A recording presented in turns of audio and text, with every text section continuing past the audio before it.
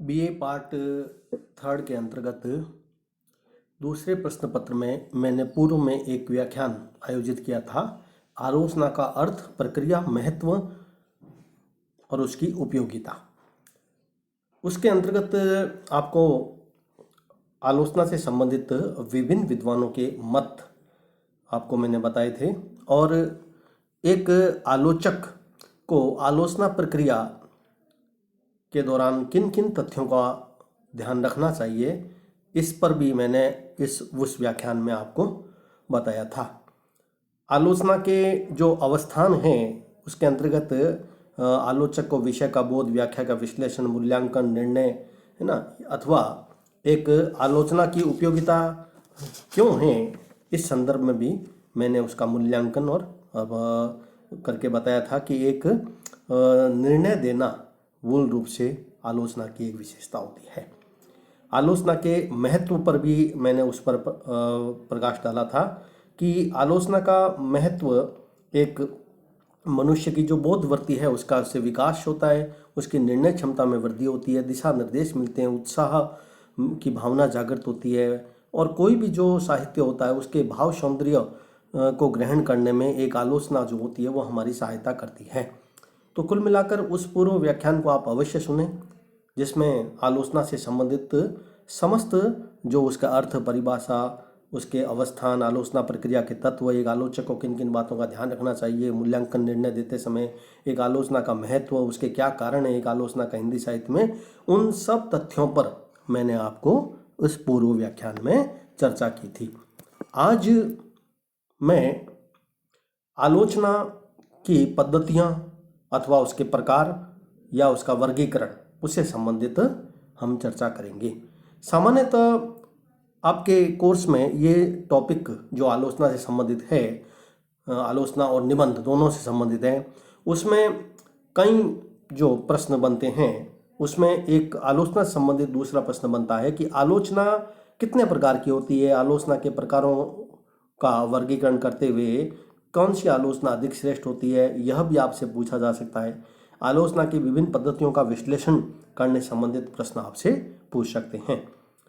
अब इस प्रश्न के अंतर्गत हम इसके पहले भाग में आज पहले इसकी यदि हम उसकी भूमिका के रूप में उसकी चर्चा करें तो आलोचना पद्धति से जो तात्पर्य था उसको आप ध्यान में रखें, और दूसरा कि आलोचना की जो विविध पद्धतियां या उसके प्रमुख प्रकार हैं वही उसका वर्गीकरण होता है।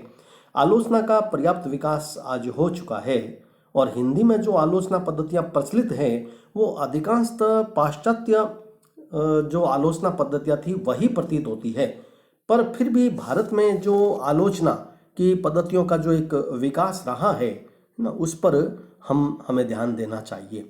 सबसे पहले एक संक्षेप में मैं कुछ भारतीय जो लोग ये कहते हैं कि हिंदी में जो आलोचना की जो प्रणाली है वो पूरी तरीके से पाश्चात्मक या पश्चिमी जगत की ही देन है, वो पूरी तरीके से हम उसको सही नहीं मानते हैं।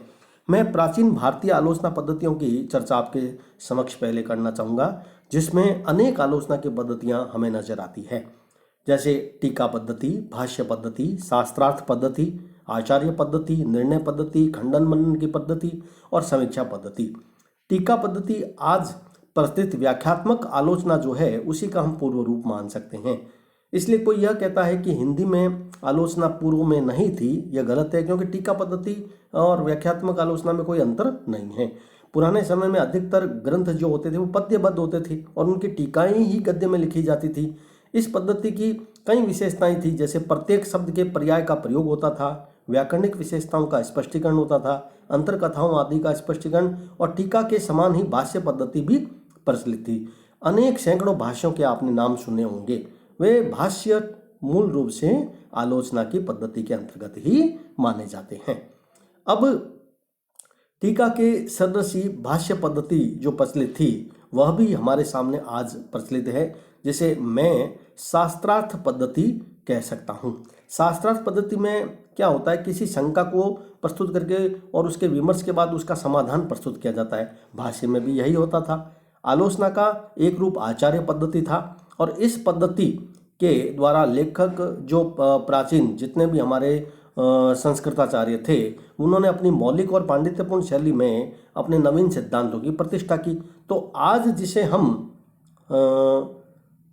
कह सकते हैं कि आलोचना की जो सैद्धांतिक पद्धति है, या हम ये कह सकते हैं कि आलोचना की जो अन्य जो एक मूल प्रवृत्ति है, जिसमें हम उसको ऐतिहासिक आलोचना पद्धति कह सकते हैं, सैद्धांतिक कह सकते हैं, व्यवहारिक भी कह सकते हैं, ये सभी पद्धति पूर्व में हमारे सामने प्रचलित थी।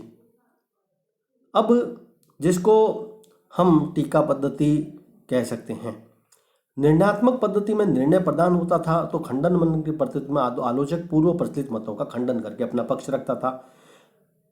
अब सभी जो समीक्षाएं आज प्रचलित है, उसके अंतर्गत ऐसी कोई समीक्षा नहीं थी जो प्राचीन काल में प्रचलित नहीं थी।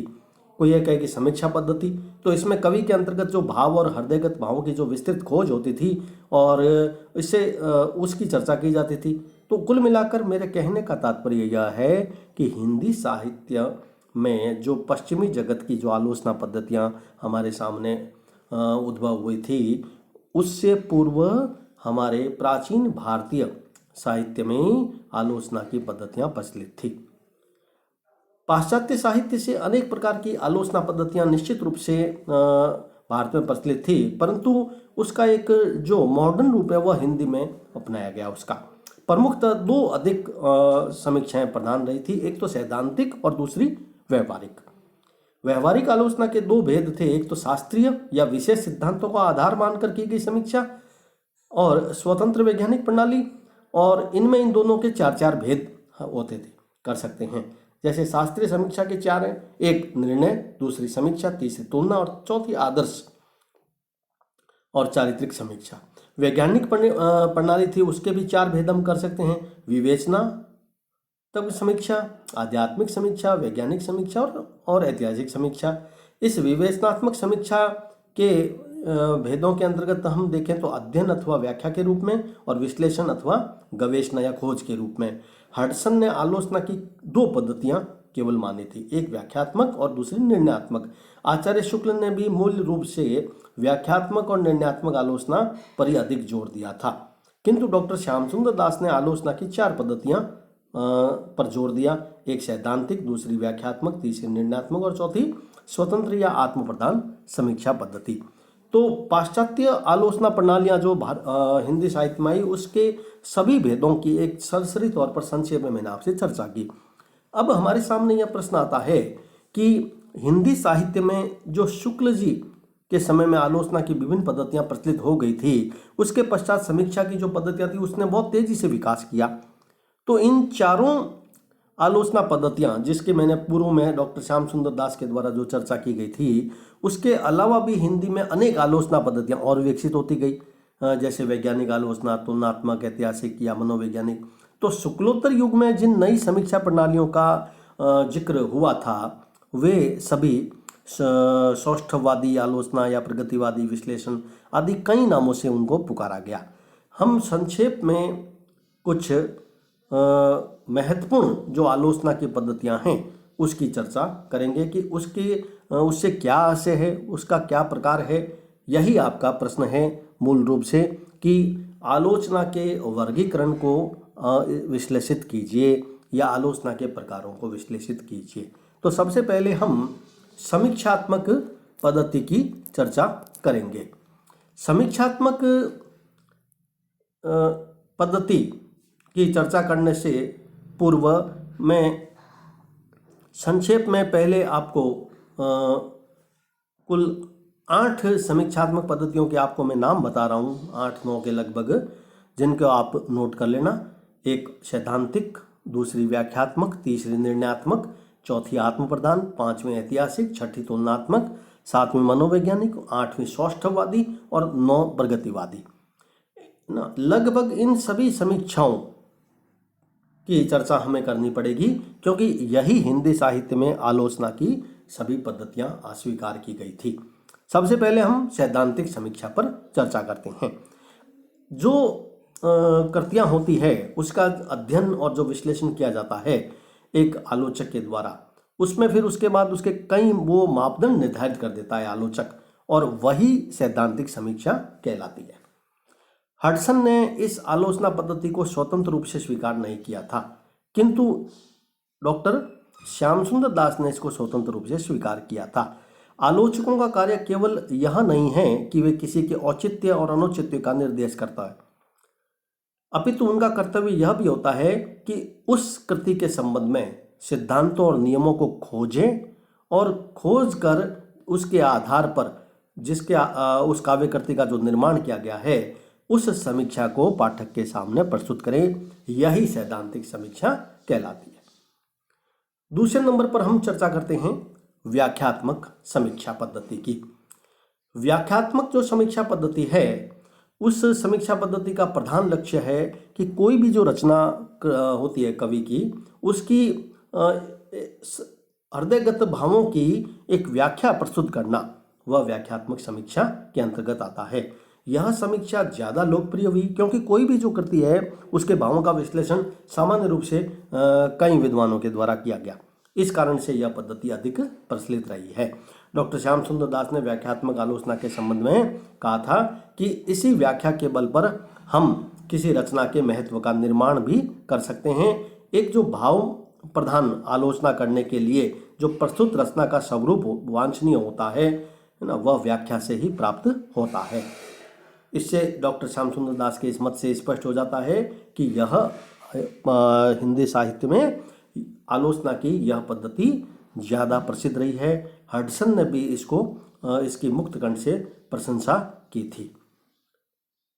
हिंदी में आचार्य रामचंद्र शुक्ल, हजारी प्रसाद द्विवेदी, श्याम सुंदर दास, हजारी प्रसाद द्विवेदी आदि सभी ने इस पद्धति को अपनाया, उसमें उनका अधिक विश्वास एक प्रकार से हम कह सकते हैं। अब हम जो तीसरी आलोचना पद्धति है उसकी चर्चा करें, वह है निर्णयात्मक समीक्षा पद्धति। नाम से ही स्पष्ट है, निर्णयात्मक समीक्षा यानी किसी भी कृति के संबंध में सामान्यतः निर्णय देना निर्णयात्मक आलोचना के अंतर्गत आता है। निर्णयात्मक आलोचना में आलोचक का जो निर्णय होता है वही मुख्य लक्ष्य होता है। रचना जो होती है उस रचना का वह अध्ययन करके अनुशीलन करके उसका मूल्यांकन करता है, उसके महत्व का निर्धारण करता है और साहित्य के क्षेत्र में किसी रचना कृति कोई भी जो रचना है उसका क्या महत्व है, क्या उसमें कमियां हैं, क्या दोष है, क्या उसका योगदान है, उस कृति पर पाठक पर क्या प्रभाव पड़ा, आगे के साहित्यकारों के लिए वह कितनी योगदान उस कृति का रहा है, वह कितनी मील की स्तंभ रही है अथवा उसमें क्या दोष रही हैं। इस प्रकार की सारी बातें जब एक लेखक के द्वारा की जाती है तो वह लेखक निर्णयात्मक आलोचक पद्धति का सर्वश्रेष्ठ लेखक माना जाता है। इन सब प्रश्नों पर विचार करते हुए एक आलोचक निर्णय देता है और उस निर्णयात्मक और वही निर्णयात्मक आलोचना कहलाती है।